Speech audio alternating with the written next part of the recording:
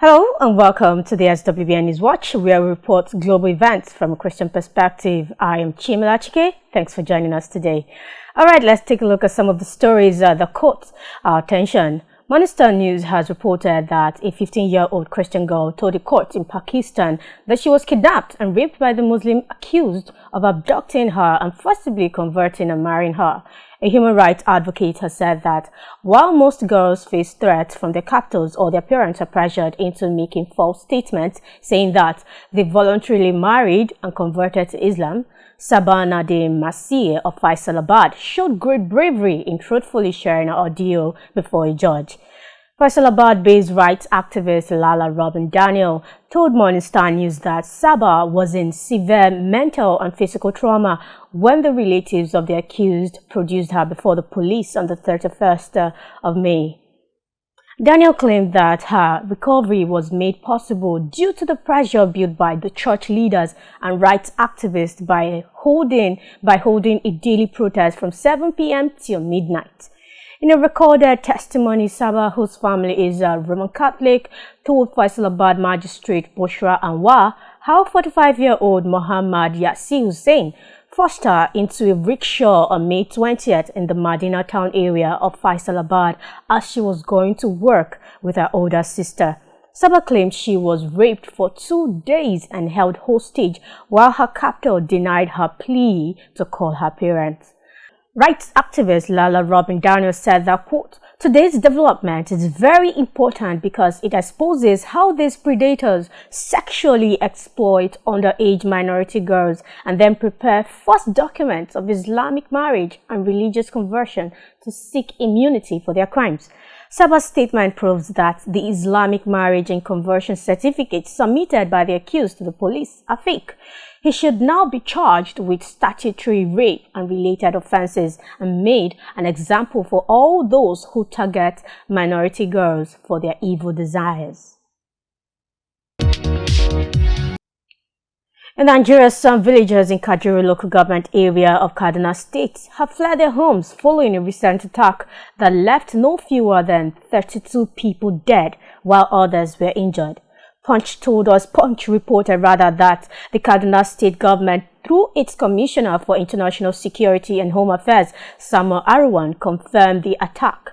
Punch gathered that the bloodthirsty terrorists attacked Ogwan Gamu, Dogonoma, Ogwan Sarki and Maikori villages near Maro in Kajuru local government area on Sunday, June 5th, 2022. This came less than 24 hours after terrorists abducted 14 persons at Iri Station, about 8 kilometers from Idon town, Idon ward of the same Kajuru local government area. It was learned that the terrorists on Friday killed 25 locals, but as villagers combed surrounding bushes for corpses, 7 decomposed bodies were found that Monday morning. A resident of one of the villages who escaped from the attack and who craved anonymity said as the villagers were still nursing the pains of the abduction of their kinsmen and how to raise money for their release when the terrorists invaded a nearby community, twice killing 25 persons. The villager added that, quote, "The gunmen came twice and operated unhindered. They came sensing that there will be no threat from anybody. But when some of the people were abducted by them on Saturday, which had been the norm, they thought that was all for the day, but they couldn't sleep that night. It was hell," according to the villager. Another victim who is temporarily staying with a relative at Sabontasha in Chikun local government area of the state told Punch that at Dogon Noma near Maro, more than 30 residents, among them women and children, were killed and several houses were razed by the terrorists. He also added that they saw helicopters assisting the bandits. Some of them were riding on motorcycles, wielding AK-47 rifles, while some were wearing military uniforms.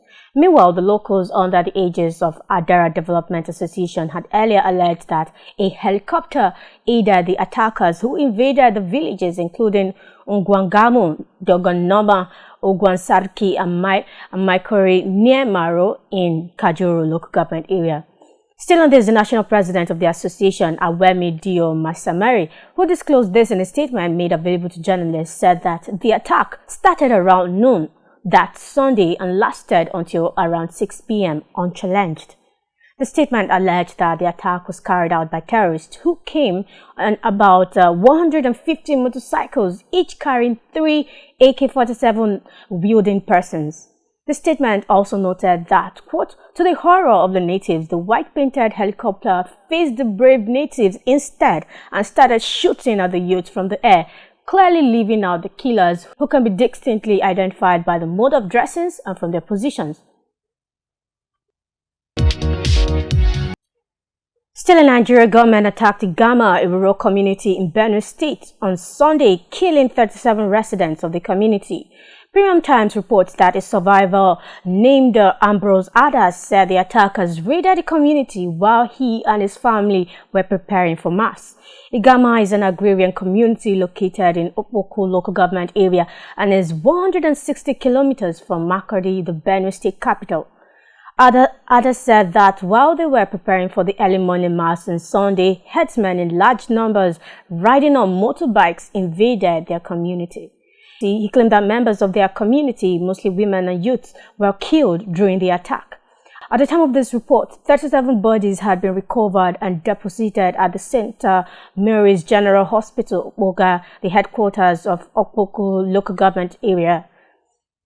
Corroborating Mr. Ada's claim, the federal lawmaker representing Ado Ogbadibo and Opoku Federal Constituency, Mr. Francis Ota, told Channels Television in a statement that 30 persons were killed in the attack on the Igama community. Away from that, and still in Nigeria, the Labour Party's presidential flag bearer and former governor of Anambra State, Mr. Peter Obi, made an unexpected attendance at the Lord's Chosen 2-day Crusade in Lagos. The news agency of Nigeria reported that the Crusade ground was electrified at the site of Obi with shouts of "Incoming President." The Crusade, being held at the church's headquarters in Ijesha, Lagos, was to seek God's face for the congregation's progress and the good of the society, and had a theme titled "And Enemies Submitted." The Crusade was one of the church's flagship programs held biennially to draw people closer to God and render supplications, petitions, and intercessions by worshippers that testified the goodness of God in their lives and businesses.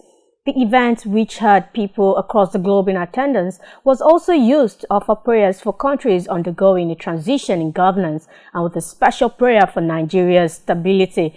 Speaking at the event, Obi requested prayers for God to make him a vessel to use public funds for the public good in Nigeria. In Obi's words, quote, "I am a member of chosen family and will always go for what will glorify God on every of my endeavor. It is an absurdity to misappropriate public funds and render the masses impoverished." End of quote.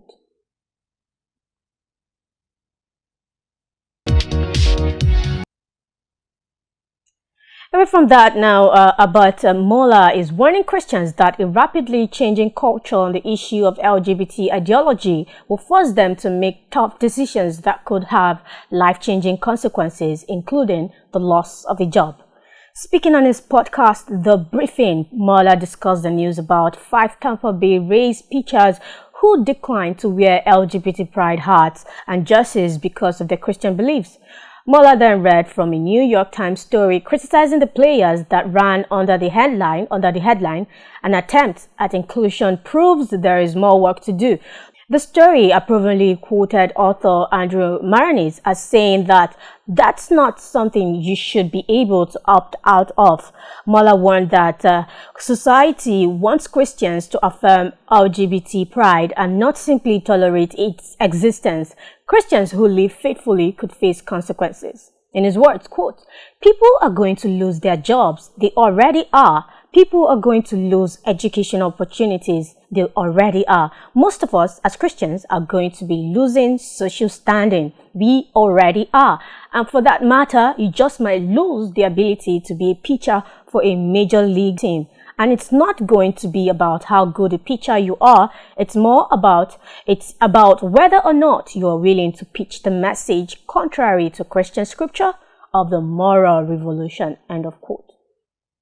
Mueller labeled the news a head-on collision in worldviews between what the Bible teaches and what society, including the Biden administration, promotes. Still reacting to the backlash these players faced, Mueller said these players were not saying that they didn't want LGBTQ fans to come to the game. They were simply saying, quote, "We cannot put on our bodies an advertisement for something we believe to be morally wrong based upon our Christian convictions," end of quote. Moreover, Mueller went on to say that a growing number of companies are promoting Pride Month. He advises that it is not wrong for you to work for a company that has pro-gay policies. It is wrong for you to work for a company that demands that you endorse them, that you make a moral declaration of agreement and solidarity with our moral judgment. Mueller serves as president of Southern Baptist Theological Seminary in Louisville, Kentucky. Moving on, the Associated Press has reported that the World Health Organization is recommending that a deeper probe be conducted to ascertain whether a lab accident may be to blame for the coronavirus outbreak that has killed at least 6.3 million persons worldwide. According to the Associated Press, this stance marks a sharp reversal for the United Nations Health Agency's initial assessment of the pandemic's origins and comes after many critics accused WHO of being too quick to dismiss or underplay a lab-leak theory that put Chinese officials on the defensive. Still quoting the AP, the report reads that the WHO concluded last year that it was extremely unlikely that COVID-19 might have spilled into humans in the city of Wuhan from a lab. Many scientists suspect that the coronavirus jumped into people from bats, possibly via another animal. But a recent report has it that WHO's expert group said key pieces of data to explain how the pandemic began were still missing. The scientists said the group would remain open to any and all scientific evidence that becomes available in the future to allow for comprehensive testing of all reasonable hypotheses. The WHO's expert group also noted that since lab accidents in the past have triggered some outbreaks, the highly politicized theory could not be discounted. Still on this, Jean-Claude Mongaria, a co-chair of the 27-member International Advisory Group, acknowledged that some scientists might be allergic to the idea of investigating the lab leak theory, but said they needed to be open-minded enough to examine it. The report could revive accusations that WHO initially was too accepting of Chinese government explanations early in the outbreak, which ultimately killed millions of people, sickened millions more, forced dozens of countries into lockdown, and upended the world economy. Meanwhile, investigations by the Associated Press found that some top WHO insiders were frustrated by China during the initial outbreak, even as WHO heaped praise on Chinese President Xi Jinping. They were also upset over how China sought to clamp down on research into the origins of COVID-19. Recall that former U.S. President Donald Trump speculated repeatedly that COVID-19 started in a Chinese lab. He also accused the WHO of colluding with China to cover up the initial outbreak, citing the UN Health Agency's continued public praise of the country despite China's refusal to share crucial data. However, China attacked the WHO recommendation, saying that the theory that the coronavirus pandemic may have originated as a leak from a Chinese laboratory was a politically motivated lie. Foreign Ministry spokesperson Jian Lijian also rejected accusations that China had not fully cooperated with the investigators, saying it welcomed a science-based probe but rejected any political manipulations. Meanwhile, the Christian Headlines has reported that consistent Bible readings leads to hope and greater flourishing. A recent survey conducted by the American Bible Society showed that Americans who consistently read and apply the Bible's teachings have higher levels of hope and resilience. The American Bible Society released this finding in the third chapter of its 12th annual State of the Bible report. John Farquhar Blake, PhD and Director of Ministry Intelligence for the American Bible Society, said that, quote, "Our research continues to confirm that consistent Bible reading leads to hope and greater flourishing. Christians know that Jesus offers us full life. There is no surprises here. But for those who are questioning their faith or who even need reassurance after a hard season, the data validates that applying the truths of Scripture leads to better health, better relationships, and a higher sense of purpose and meaning, all while bringing us closer to God. End of quote. Alright, that will be all for this edition of the SWBN News Watch. Thank you so much for staying with us. Don't forget to like, share, and subscribe. Till we meet again, I remain Chimila Chike. God bless you.